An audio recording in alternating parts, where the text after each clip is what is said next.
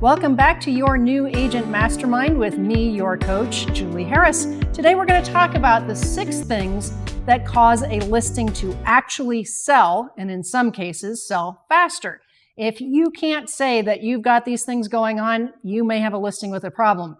You also can apply all these 6 things when you're touring a property, when you're getting to know a seller and deciding how you're going to handle their listing. You're thinking in your mind, what's the probability of this selling or selling quickly? So what are those 6 things? Well, we all know price, condition, and location, but let's drill down a little bit further on that. Let's take number 1, condition.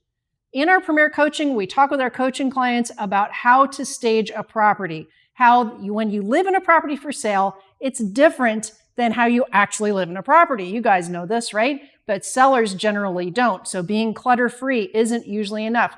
Brightening up the light bulbs, turning the lights on before showings, keeping the beds made, keeping the dishes put away, all of these things, of course, you're assuming that that's happening, but is it actually happening before each and every showing? There's a lot that goes to that. We even have a seller's guide to how to set up their home in anticipation of those showings. So condition, what you're really looking for is to be as nice as a new construction model. If you're not sure what that is, walk through the model and see how it looks, see how it feels. It's decorated beautifully. The lights are on. It smells nice. There's no unidentifiable smells or anything like that, right? You want to make sure that it's in its best light. Now, some of you aren't used to doing that because the market's been hot and it didn't matter because you were the only thing available. As soon as you have even 1 or 2 listings competing with you, you better be the one that looks and smells and presents the best if you want to be the one of those 3 that sells this week. All right, number 2, location. Now, this is tough because you can't do anything about it, but if you have a location that's challenging, it backs up to a freeway, it's on a busy corner, it's in an intersection, maybe it's the first house that's in the subdivision on the way to the busy road. You can't say that that's a great location, and that varies greatly, right? If you back up to a train track, that's not fantastic. But that means that every single thing else on this list had better be near perfect. Otherwise, you're going to have to look at price to overcome the location issue. Same thing with condition, right? Number 3, if it's an active listing that you've already got, the number and frequency of showings.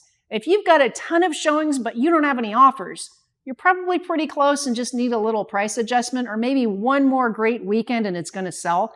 But if you have slow or no showings or diminishing showing activity, then you have to be perfect at everything else, and you have to be thinking about price, which is next on our list.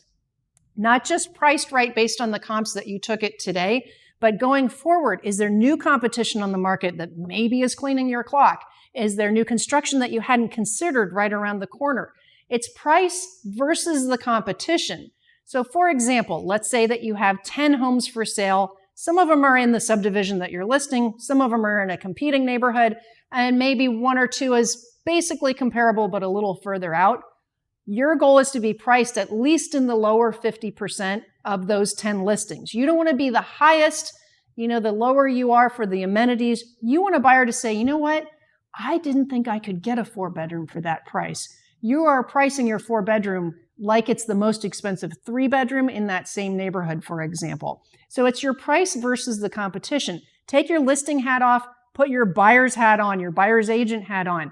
If I'm going to show that property, if I'm the buyer seeing that property today, what else am I seeing and how does your listing stack up?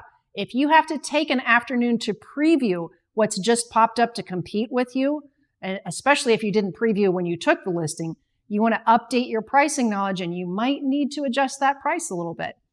Point number 5, this is something that you don't always consider, but it can be the difference between getting it sold and not, and that's the seller's level of cooperation. Now, sometimes this manifests as the seller or even the listing agent putting too many requirements to even get in the home. If I can't see it except on a Saturday morning and only if the baby's not sleeping and if it's sunny outside, and then I've got to deal with a double guard gate and an alarm code, maybe that's going to be pretty hard to see. Now, it's hard to sell a property if I can't see a property, right? So sometimes it's showing restrictions. Other times, seller's level of cooperation might be kind of like what we talked about in condition. Maybe they have gone through 3 or 4 showings and it's just too much work to vacuum the house before they got it ready and they stopped turning on the lights. And, they've got 2 man-eating dogs that have to be rounded up and caught before anybody can see it. So seller's level of cooperation, are they putting their best foot forward in order to actually get the home sold? Might need to have a conversation about that. And then number 6, last but not least, the seller's level of motivation. There's a ratio in real estate that goes like this. The higher the seller's motivation, the lower they're probably going to allow you to price it, or at least price it in such a way that it's competitive. Now, if the seller's motivation is lower, they're more likely to have conversations like, well, we'll sell it or we'll list it with you as long as we can get our price. Sometimes their price is realistic, so don't assume that they're wrong, but many times they might be practicing what we call aspirational pricing. It's just a bit too high and the market's going to reject it. So those are your 6 things that actually cause a home to sell. You can see how they interact together. For example, maybe the seller is really motivated, they're really cooperative, and you're getting a lot of showings, but it's on kind of a busy road, so the location isn't great and it needs some work, so the condition isn't perfect. After 2 weeks or 10 showings, whichever happens first, if you don't have an offer, then you need to revisit price. And these are all scripts that we talk about in Premier Coaching that we make sure that you're really astute with so that you're not uncomfortable speaking with sellers when you get into that situation, either taking the listing in the first place or maybe 2 weeks later if it hasn't sold right away. So that's just a little taste of what you get in Premier Coaching. If you like what we did on today's video, find the link below in the description to join Premier Coaching today for free. That way we can see you later in your daily semi-private coaching sessions with me or any of our certified coaches. It's every single weekday. Bring your questions, bring your challenges, learn your scripts, your presentations, follow up with your skills, upgrade everything. Shorten your learning curve. That's what we're here for. So I can't wait to see you in Premier Coaching. Again, join today for free by following that link in the description below, or simply go to members.timandjulieharris.com. I'll see you next time. Hello, thank you for having watched this video. Please remember to subscribe to our YouTube channel. That's right, and don't forget to hit that like button, leave your comments and questions below, and we will get right back with you. Thank you for watching this video. Remember to watch the next one. You're gonna love that one.